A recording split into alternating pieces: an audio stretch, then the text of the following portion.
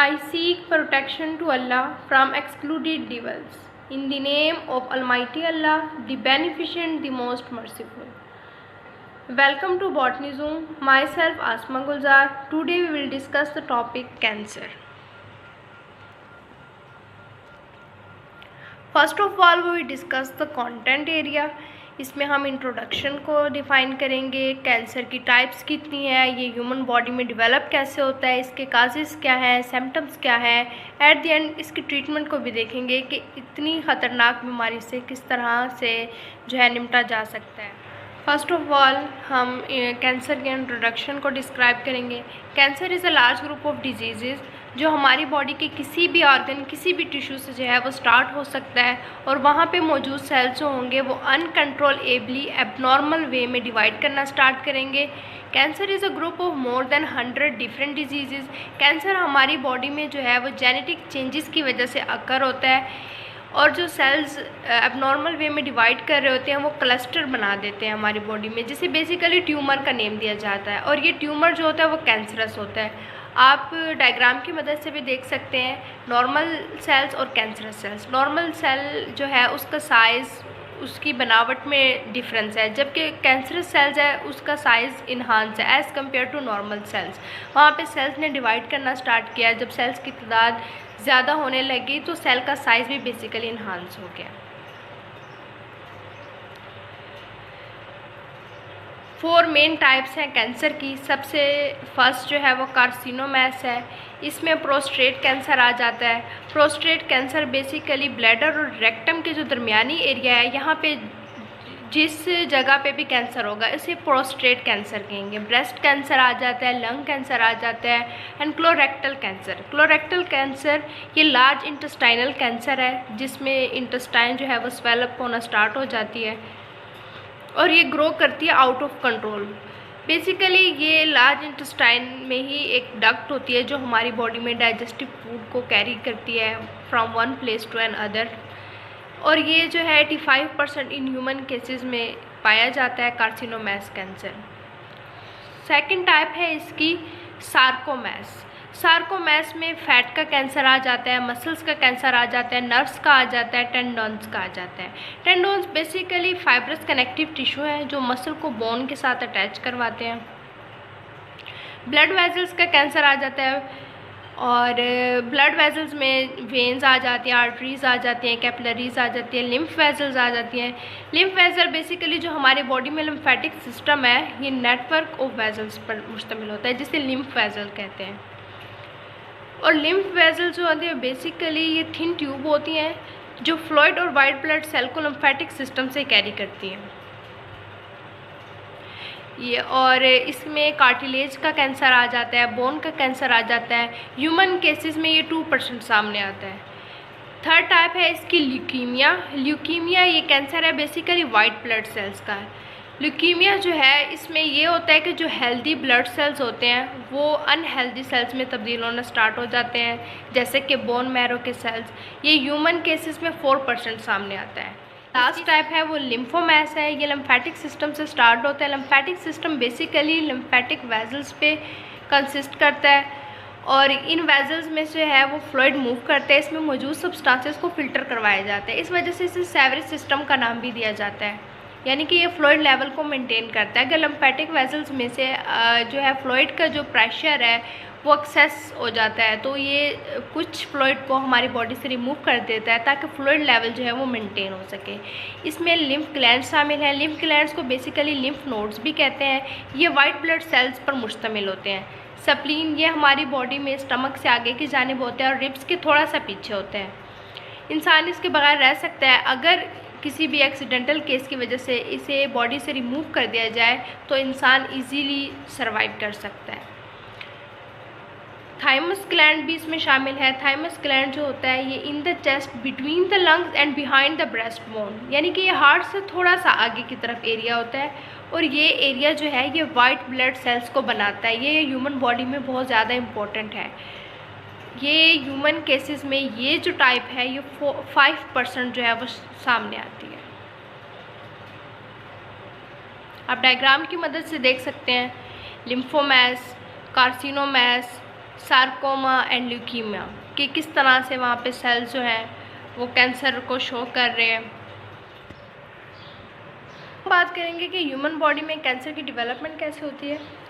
Cancer की beginning जो है वो ट्यूमर से स्टार्ट हो जाती है। अब यही ट्यूमर जो है वो फर्दर ग्रो करता है और लिम्फेटिक सिस्टम के ज़रिए से। लिम्फेटिक सिस्टम में पहले बता चुकी कि नेटवर्क ऑफ वेसल्स हैं जो पूरी बॉडी में स्प्रेड आउट है।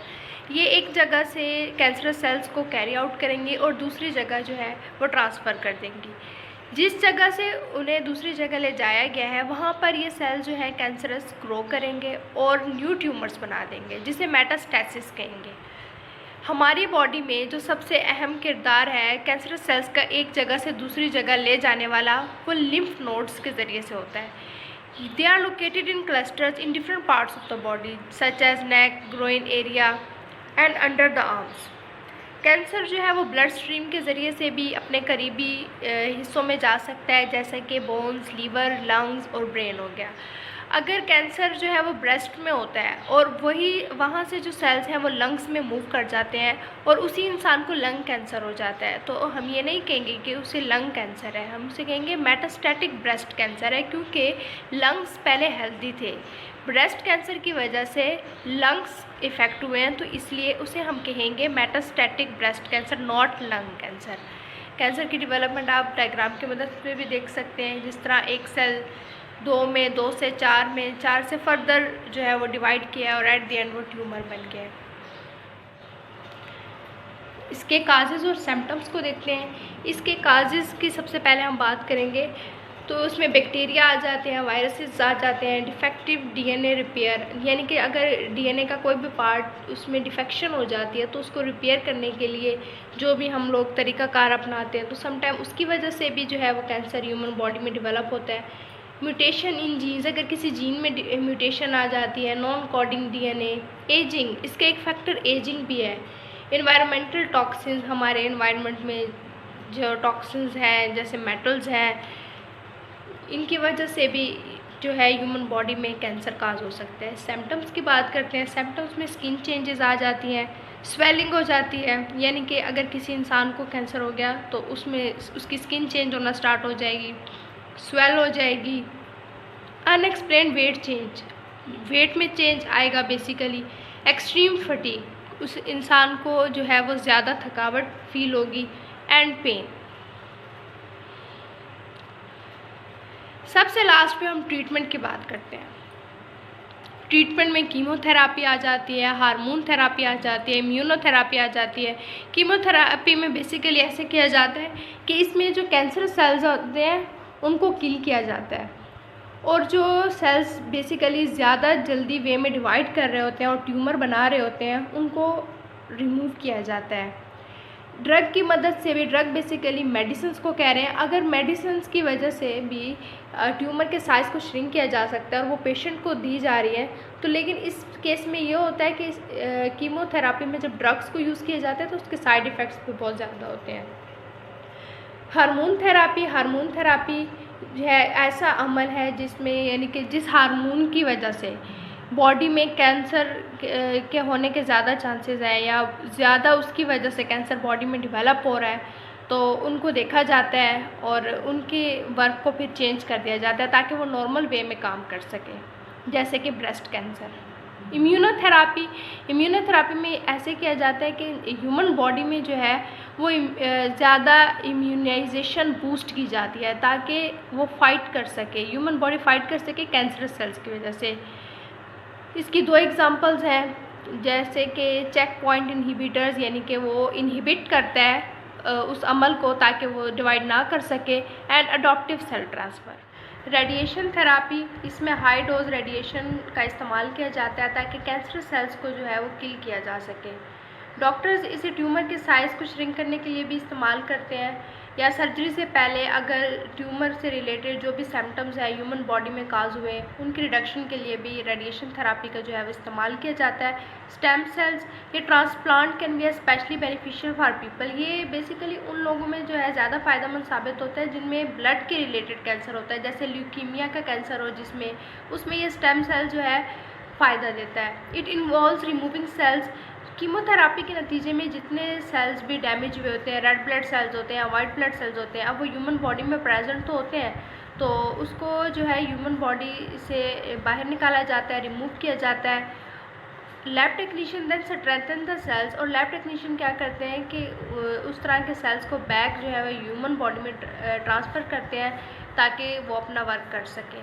Surgery is often a part of treatment plan when a person has a cancerous tumour. जब अगर कोई इंसान है, कोई भी ह्यूमन है, उसमें कैंसर काज हो गया है, ट्यूमर बना है, also a surgeon may remove lymph nodes to reduce or prevent the disease. Lymph nodes की वजह से बेसिकली जो है वो कैंसर एक जगह से दूसरी जगह ट्रांसफ़र किया जाता है। तो सर्जरी के अमल में ऐसे किया जाता है कि लिम्फ नोड्स को जो ट्यूमर है, कैंसरस ट्यूमर है, उसको सिरे से रिमूव कर दिया जाता है ताकि ह्यूमन बॉडी में वो एक जगह से दूसरी जगह ना जा सके, और प्रिवेंट द डिजीज़ स्प्रेड, ताकि जो बीमारी है उसको फैलने से बचाया जा सके।